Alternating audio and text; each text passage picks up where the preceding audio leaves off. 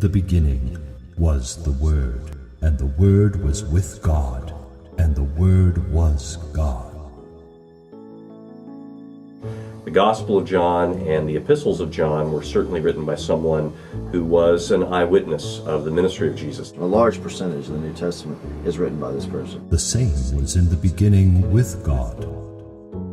John's writing style is actually very simple and very sophisticated at once. In one respect, in terms of the grammar that he uses, the vocabulary he uses, he has some of the most simplistic Greek language you see anywhere in the New Testament. Sometimes the grammar isn't exactly the way someone who speaks English as a first language would do it.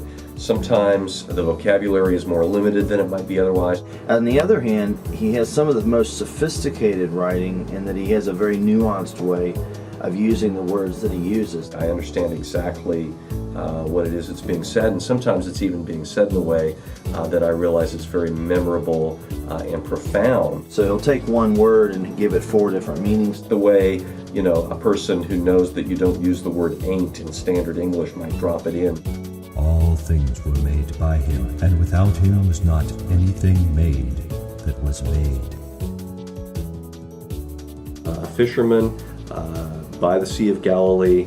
The Galileans are generally regarded as a less sophisticated. Some region that you make jokes about. I'm trying to think of something that wouldn't be terribly derogatory.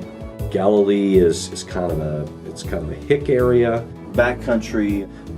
You can't be quite sure that those people are following the law as rigorously as the folks are in Jerusalem. Galileans apparently had an accent. There's a distinct way that they would be speaking Aramaic, the main language that folks spoke there, or Greek, the trade language as well.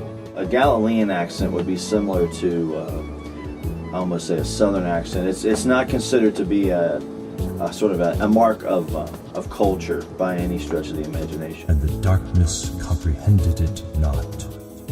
But he's a simple person. This is a complex guy. John is your typical He's distinct. pickup truck driving, He has flaws. blue collar, He never loses his accent. probably likes country music. He's a guy who doesn't mind telling you what he thinks. A very no-nonsense approach. At first you kind of dismiss him as a rube, He's not an unintelligent person, a little unrefined and rude. and probably a honk if you love Jesus bumper sticker.